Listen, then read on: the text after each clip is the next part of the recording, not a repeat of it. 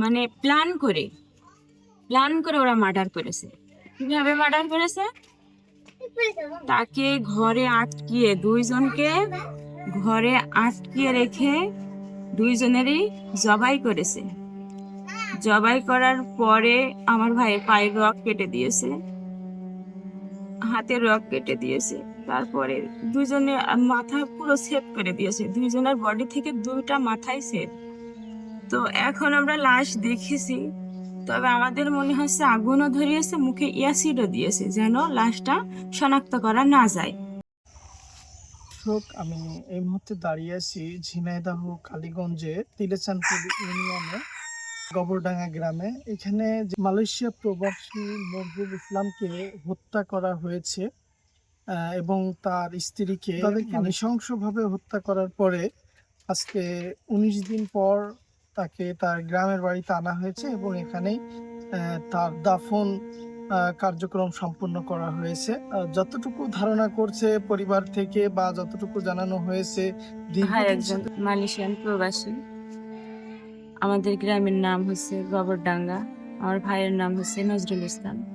সে আজ 9 বছর মালয়েশিয়াতে ছিল।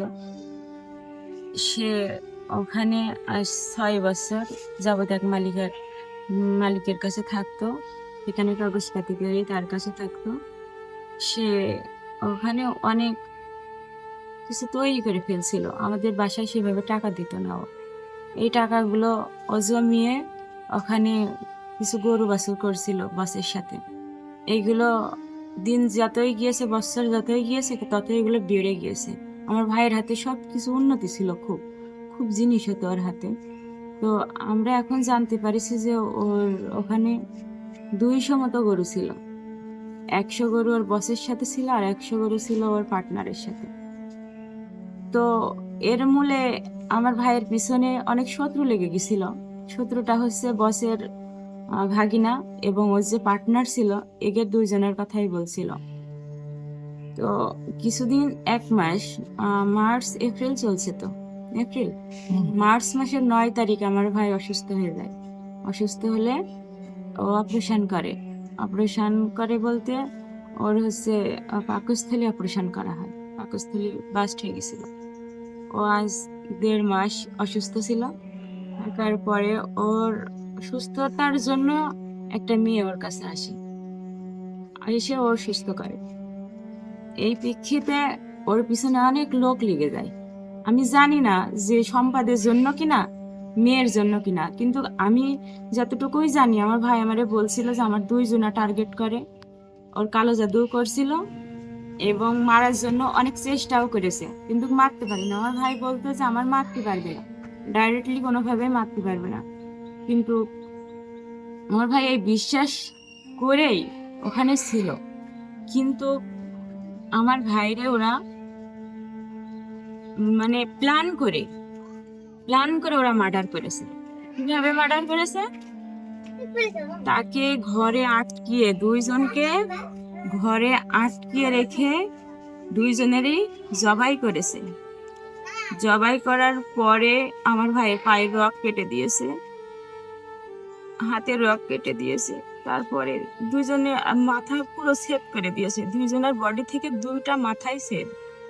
তারপরে পেট্রোল ঢেলেছে তাদের গায়ে, ঢেলে আগুন ধরিয়ে দিয়েছে।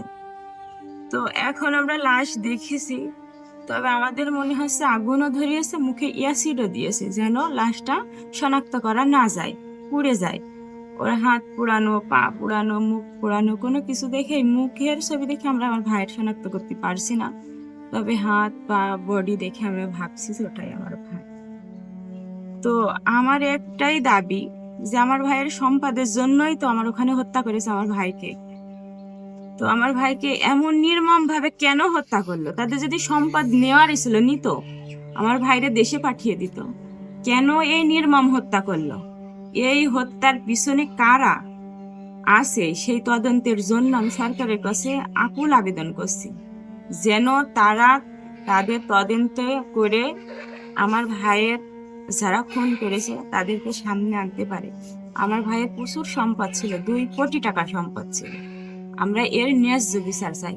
তো আমার শেষ কথা, আমরা চাই যে সঠিক তদন্তে যারা খুন করেছে খুনিদেরকে শনাক্ত করে তাদের ফাঁসিটা যেন হয়।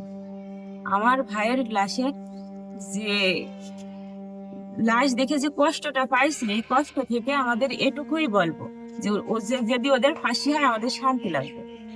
আমরা এইটুকুই কামনা করছি।